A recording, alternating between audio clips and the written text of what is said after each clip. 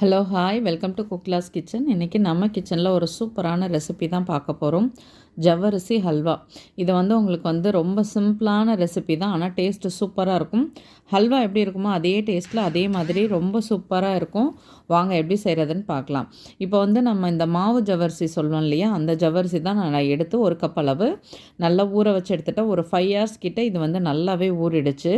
அந்தளவுக்கு இது தண்ணியில் நல்லா ஊறி இருந்தால் தான் உங்களுக்கு டேஸ்ட் நல்லாயிருக்கும். இப்போ பாருங்கள், இதை நான் வாஷ் பண்ணிவிட்டு தான் ஊற வச்சு எடுத்திருக்கேன். இப்போது இதை நல்லா நம்ம மிக்ஸி ஜாரில் போட்டு நைஸாக அரைச்சி எடுத்துக்கலாம். எந்த அளவுக்கு உங்களால் நைஸாக அரைக்க முடியுமோ அந்த அளவுக்கு நம்ம நல்லா நைஸாக அரைச்சி எடுத்துக்கணும். இப்போ பாருங்கள், இதில் கொஞ்சமாக தண்ணி எல்லாமே அது இழுத்துடுச்சு. நீங்கள் ப்ரெஸ் பண்ணிங்கன்னா அது அழகாக சாஃப்டாக இதுவாகணும். அந்தளவுக்கு அதை நீங்கள் ஊற வச்சுக்கோங்க.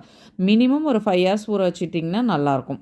இப்போ நம்ம இதை அப்படியே நைஸாக அரைச்சி எடுத்துகிட்டு வர போகிறோம். இதில் எதுவும் சேர்க்க போகிறதெல்லாம் கிடையாது. இந்த அளவுக்கு இருக்கணும். இப்போ பாருங்கள், அடுத்த அடுப்பில் நம்ம வானல் வச்சுக்கலாம்.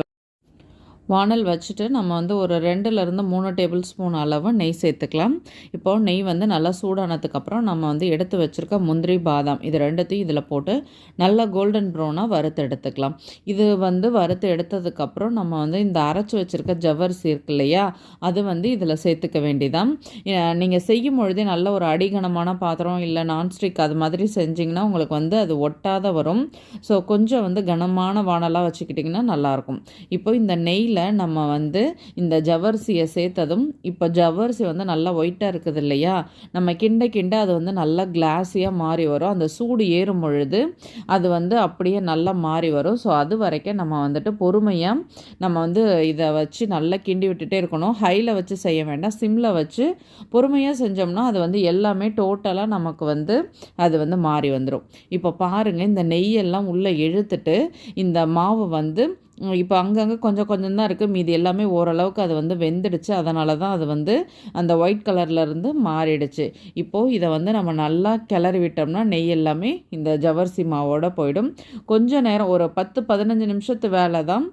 ஒரு சின்ன டம்ளர் தான் நான் எடுத்துக்கிட்டேன், ஆனால் அதுவே நல்லா ஜாஸ்தியாக வந்துச்சு.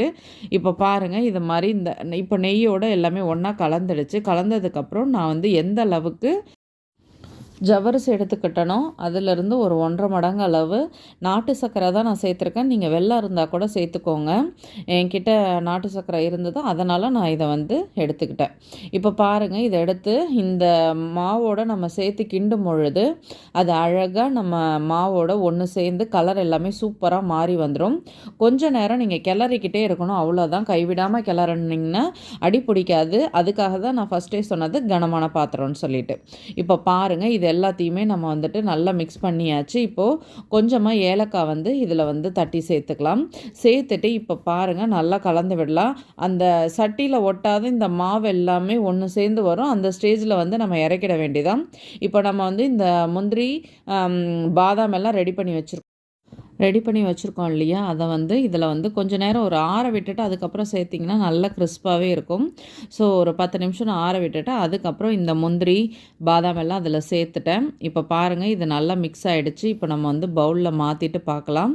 இப்போது சூப்பரான நம்மளோட இந்த ஜவ்வரிசி ஹல்வா ரெடி ஆகிடுச்சு. சுட சுட சூப்பராக நம்மளோட ஜவ்வரிசி ஹல்வா ரெடி ஆகிடுச்சு. நீங்களும் வீட்டில் ட்ரை பண்ணி பாருங்கள், கண்டிப்பாக உங்களுக்கு பிடிக்கும். வீடியோ பிடிச்சா லைக் பண்ணுங்கள். என்னோடய வீடியோ உங்களுக்கு யூஸ்ஃபுல்லாக இருந்தால் சப்ஸ்கிரைப் பண்ணிக்கோங்க. மறக்காமல் செஞ்சு பார்த்துட்டு உங்கள் கமெண்ட் சொல்லுங்கள். ரொம்ப டேஸ்டான ரெசிபி, ஈஸியாகவும் இருக்கும். அதே ஹல்வா டேஸ்ட்டில் செம்ம சூப்பராக இருந்தது. ட்ரை பண்ணிவிட்டு கட்டாயமாக சொல்லுங்கள். தேங்க்யூ.